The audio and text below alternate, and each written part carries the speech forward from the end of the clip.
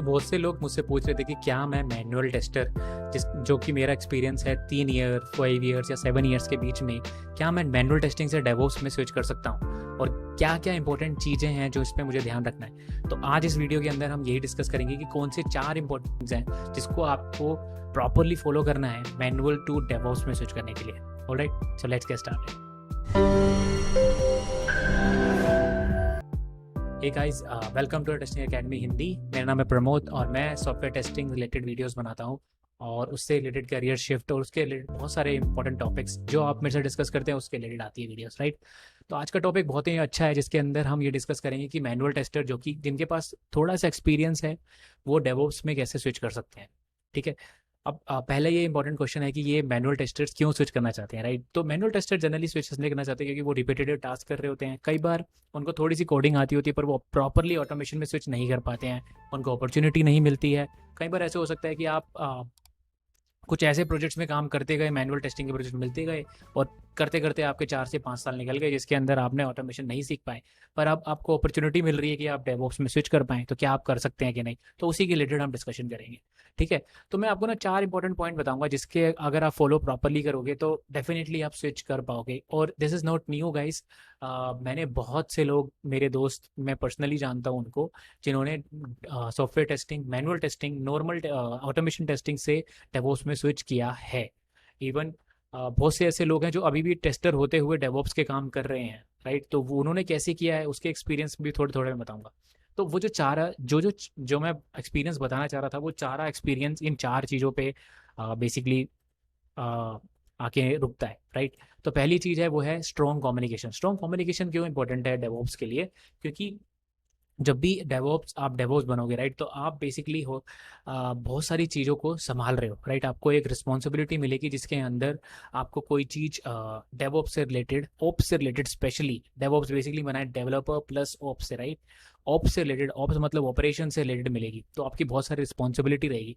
तो आपको एक गुड कम्युनिकेशन होना चाहिए। गुड कम्युनिकेशन का मतलब है यहाँ पे कि आप प्रॉपरली समझा पाएँ कि क्या प्रॉब्लम है और कितना टाइम लगेगा इस चीज़ को ठीक करने के लिए। जनरली डेवऑप्स बहुत सारे सिस्टम्स के इंफ्रास्ट्रक्चर को खड़ा करते हैं, इंफ्रास्ट्रक्चर को मेंटेन करते हैं, राइट। क्लाउड्स पे लेके जाते हैं बहुत सारे जो सॉफ्टवेयर जो हम क्रिएट कर रहे हैं उनसे रिलेटेड, या बैकएंड्स को स्केल करते हैं, राइट। तो उसके रिलेटेड प्रॉपरली कम्युनिकेशन करना बहुत इंपॉर्टेंट है। और जो सेकंड इंपॉर्टेंट थिंग है ना, आई थिंक वो ही सबसे ज़्यादा है। एक बार मैं देखता हूँ ये, इसको मैं एडिट क्यों नहीं कर सकता। ठीक है, हो गया, राइट। तो इसके अंदर बहुत सारी टेक्नोलॉजीज़ हैं जिसको आपको सीखना बहुत इंपॉर्टेंट है, तो मैं आपको एक एक करके समझा देता हूँ।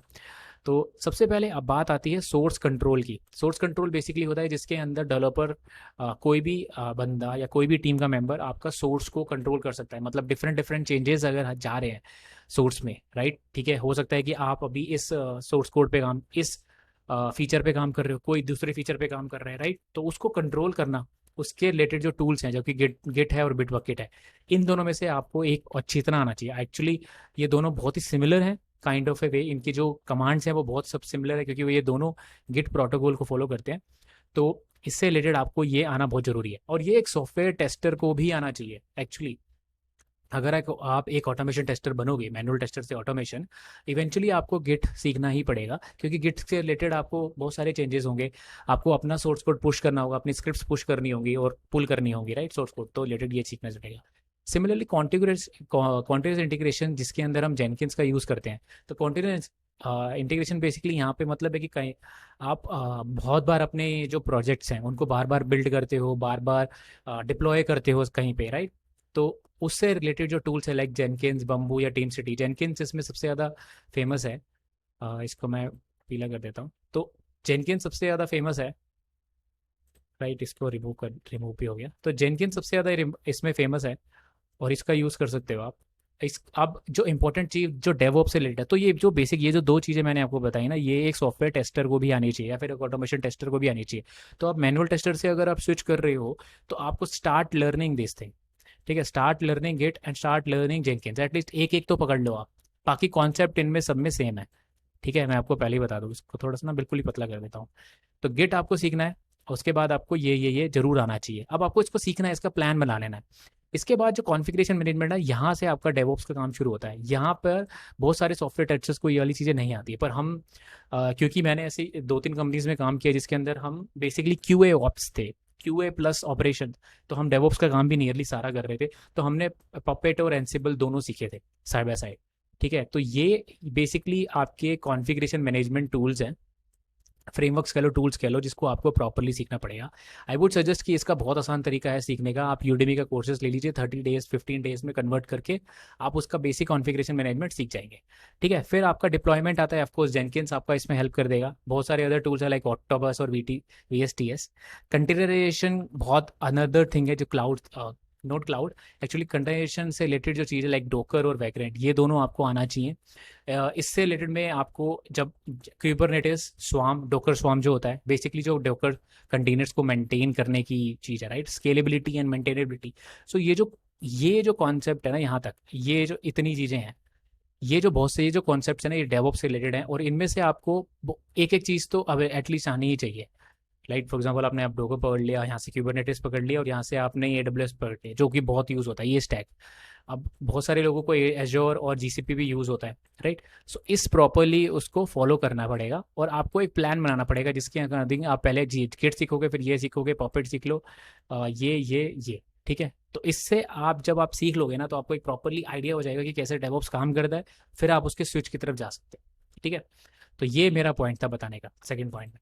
थर्ड पॉइंट, ऑफकोर्स आपको कोडिंग और स्क्रिप्टिंग आनी पड़ेगी गाइस। आपको स्क्रिप्टिंग सीखनी पड़ेगी, आपको bash related, Python related things को सीखना पड़ेगा। तो पाइथन बहुत इंपॉर्टेंट हो जाती है, PY, राइट, क्योंकि पाइथन बहुत वाइडली यूज़ होती है डेवऑप्स के अंदर। पाइथन हो सकती है, बैश हो सकती है, क्योंकि वो लिनक्स स्क्रिप्ट्स में रिलेटेड होती है। तो ये आपको सीखना पड़ेगा। आपको विम सीखना पड़ेगा, कंसोल एडिटर्स जो होते हैं आपके, वो सीखने पड़ेंगे। तो इस पर बहुत ध्यान देना पड़ेगा।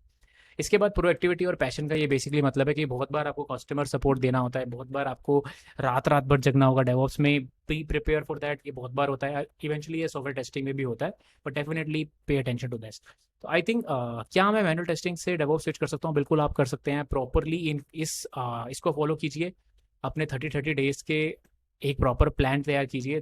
3 से 4 मंथ के अंदर आप डेफिनेटली एक बेस तैयार कर लोगे डेवऑप्स का, और ट्राई कर सकते हो डिफरेंट कंपनीज में। और अगर आप अपनी ही कंपनी में ट्राई करना चाहते हो कि मैं डेवऑप्स की तरह, बात करिए अपने मैनेजर से और उनको बताइए कि मैं डेवऑप्स में ये स्किल्स सीख चुका हूँ, मुझे एक बार 2-3 प्रोजेक्ट दीजिए और सीखने की अपॉर्चुनिटी मिल जाए, क्या पता, राइट। सो आई होप आपको वीडियो समझ में आई होगी गाइस, जिसके अंदर मैंने आपको बताया कि कैसे 4 इंपॉर्टेंट स्टेप्स के थ्रू आप DevOps manual to DevOps switch कर सकते हो। ऑफ कोर्स आपको थोड़ी सी कोडिंग स्किल्स पे ध्यान देना पड़ेगा, ये चीज़। और जो टूल्स हैं, tools can be learn, coding थोड़ी सी टाइम लगता है सीखने में, बट डेफिनेटली आप कर लोगे अगर आप थोड़ा टाइम दोगे properly, right, 1 to 2 hour daily, और बैच स्क्रिप्टिंग से रिलेटेड चीज़, ठीक है। वीडियो को समझ में आई हो तो लाइक और सब्सक्राइब कर दो। अब मिलता हूँ मैं आपकी नेक्स्ट वीडियो में। This is your host Pramod.